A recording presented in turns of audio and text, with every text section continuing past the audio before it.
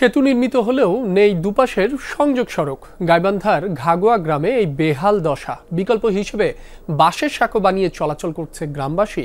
তোলা যাচ্ছে সাইকেল বা মোটরসাইকেলের মতো হালকা যানবাহন। এই গাফিলতির জন্য ঠিকাদার আর সংশ্লিষ্ট কর্মকর্তাদের দায়ী করছেন স্থানীয়রা। তদন্তের পর জড়িতদের বিরুদ্ধে ব্যবস্থা নেওয়ার আশ্বাস দিয়েছেন উপজেলা নির্বাহী কর্মকর্তা। নতুন ব্লেন্ডে আরো রিচ অ্যারোমায় সেলন ফ্যামিলি ব্লেন্ড টে। মাত্র ৩০ ফুটের সেতু, তাতেই খরচ ৩৪ লাখ টাকা। কিন্তু পুরোপুরি নির্মাণ কাজ শেষ না হওয়ায় ওঠানামা করার ভরসা বাঁশের চাটাই পাতা সাঁকো। এটি সুন্দরগঞ্জের ঘগোয়া গ্রামের দৃশ্য।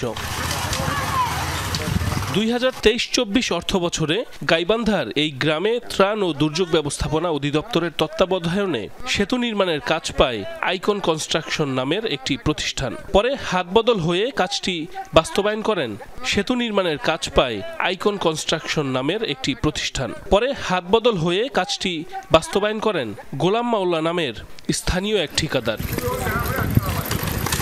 চুক্তি অনুযায়ী গেল বছরের জুনে নির্মাণ কাজ শেষ হওয়ার কথা থাকলেও সময় গড়ায় চলতি বছরের ফেব্রুয়ারি-মার্চ পর্যন্ত।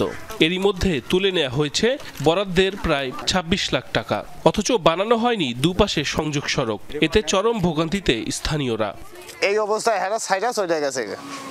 এখন মানুষ যে কত যাতায়াত অসুবিধে, সবাই মিলে বাস টাস কাইটা তারপর যে একটা সাঁকো দিয়ে দিছে, ভেঙে গেছিল, তারপর আবার ঠিক করছে, করার পর তারপরেও একটু অসুবিধা। স্টুডেন্টরা স্কুল যাবে কখন যে পা পিছলে পড়ে যাবে বা কখন দুর্ঘটনা ঘটবে সেটা আমরা কেউ বলতে পারি না।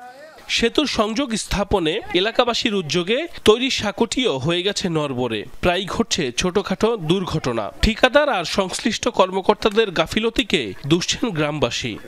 মাথার উপর দিয়ে উঠলে ভয় লাগে, বাচ্চা কাচ্চাও তো স্কুল যাইতে চায় না। দায় সারা কাম করে চলে গেছে ওরা, অনেকে তো যাইতে পারে না এই পাশ দিয়ে।